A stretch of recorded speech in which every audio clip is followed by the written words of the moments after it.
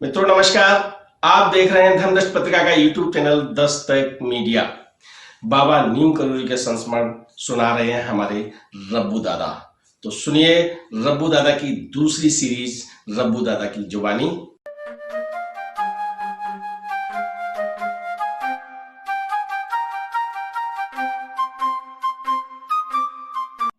दादा राम राम। राम राम। अनन्य भक्तों की श्रृंखला में आज हम फिर लेकर प्रस्तुत हुए हैं आपके सामने कांति भाई के संस्मरण। सुनिए रब्बू दादा की जुबानी। कांति भाई रतिलाल सलोत, मैं जिस कंपनी में काम करता था बॉम्बे की, उसके चेयरमैन थे। वो सारी फैमिली जो है प्रगाढ़ जैन भक्त थे, सबके सब पारसनाथ को मानते थे। उनकी माँ भी भक्त थी, उनकी जो बहन थी वो दीक्षित हो गई थी जैन धर्म में। तो कांति भाई धार्मिक आदमी थे, चर्चा करते थे। मैं भी वहाँ जब जाता था तो उनकी बात की चर्चा होती थी। और तो और उनकी माँ जो है अपने सहेलियों को बुला लेती थी धर्म की चर्चा करने के लिए। और मैं काम करने जाता था बॉम्बे तो वो उससे कहती थी अपने लड़के से, नहीं जोशी के साथ चर्चा करेंगे, भेज देना उसको यहाँ जी। और इतना मान देती थी वो फैमिली मुझे कि उस घर में मुझे अपने ही घर में रखते थे, होटल में नहीं रहने देते थे जी। तो एक दिन क्या हुआ कि मैं तो जब माँ के लिए मिलने के लिए कोई ना कोई जवाब देके, कोई ना कोई जुगाड़ करके झूठ बोल के चला जाता था माँ के पास दर्शन करने के लिए जी।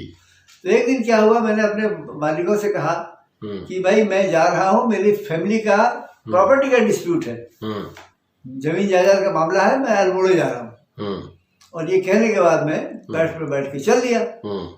जब मैं वहाँ बस में बैठ के चला तो सुबह 4 बजे 5 बजे कैंची पहुंचा। तो माँ ने चाय पीने के बाद मुझसे कहा कि तू चला जा ब्रह्मचारी बाबा के पास। ब्रह्मचारी बाबा भूमि आधार मंदिर में साल देखते थे, वहाँ का कारोबार सब पुजारी थे, जो बाबा भी था, वो पक्का फक्का था जी। तो उसके दांत में दर्द हो रहा, उसको दिखा के राजा। तो मैं उनको पहुंचा वहां पर भूमि आधार।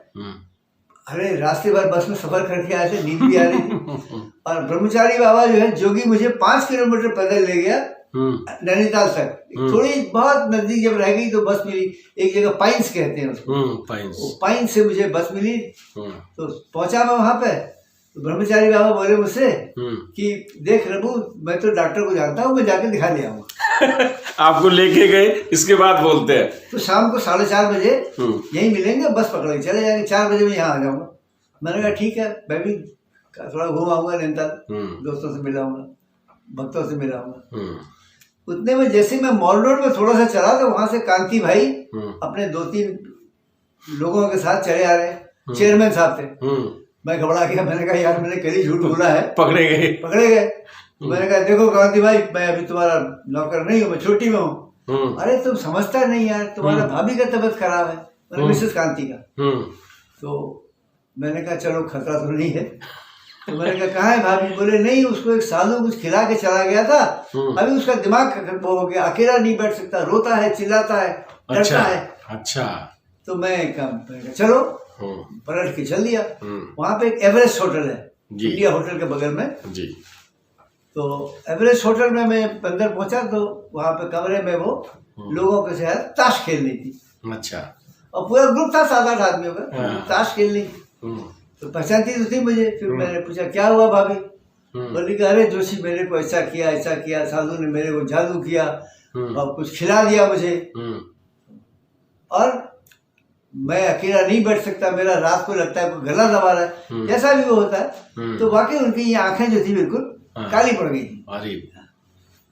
तो मैंने कहा भाई मेरे तो गिरधर गोपाल, मैंने कहा ऐसा करो तुम चलो मंदिर आ जाओ। उस दिन इतवार था, मैंने कहा मंगलवार को मंदिर आ जाओ, 9 बजे पहुंच जाना, मैं तुमको दर्शन करा दूंगा। अरे हम लोग तो जैनी है, हम तो महावीर को मानता है। अरे मैंने कहा आ तो जाओ, यहाँ भी तो महावीर ही हैं बजरंगबली।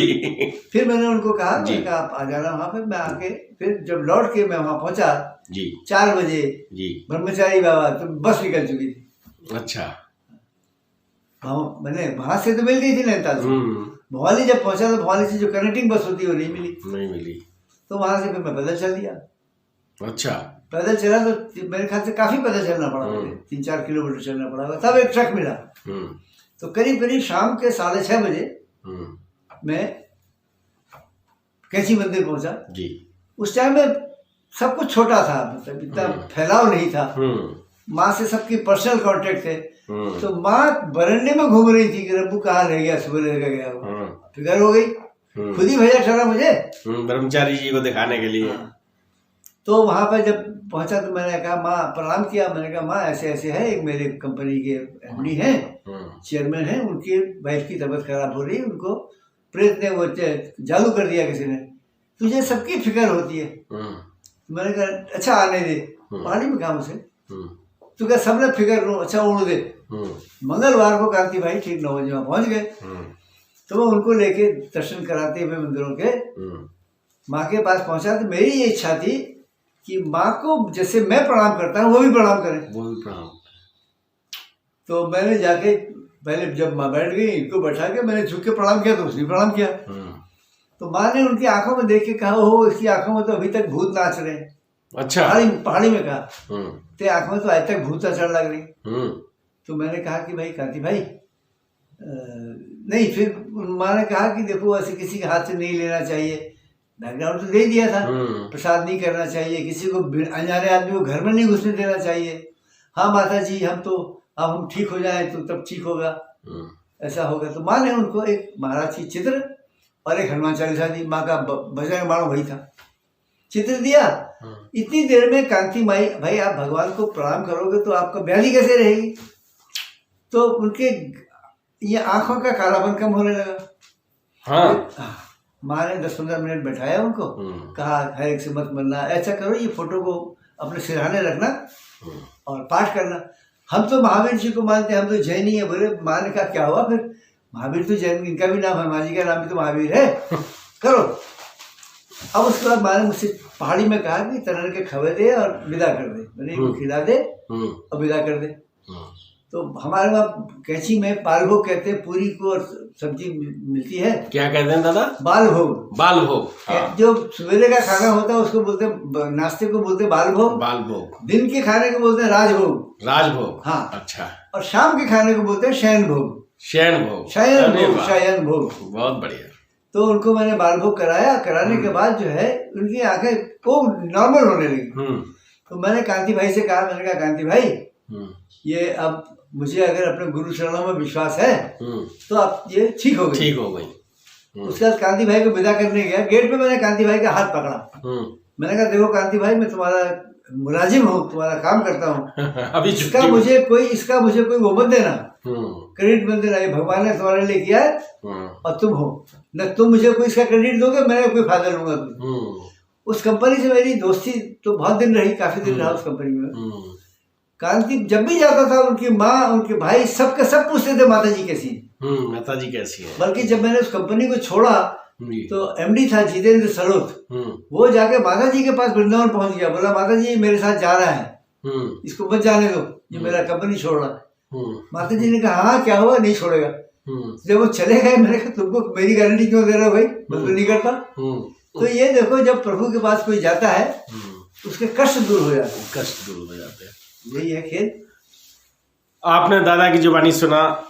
कांति भाई की पत्नी को जो बाधा थी, जो बीमारी थी, वो पूज्य सिद्धि माता ने केवल अपनी नज़र डाल दी और ठीक हो गई। ऐसे बहुत से चमत्कार भक्तों की जिंदगी में हुए हैं।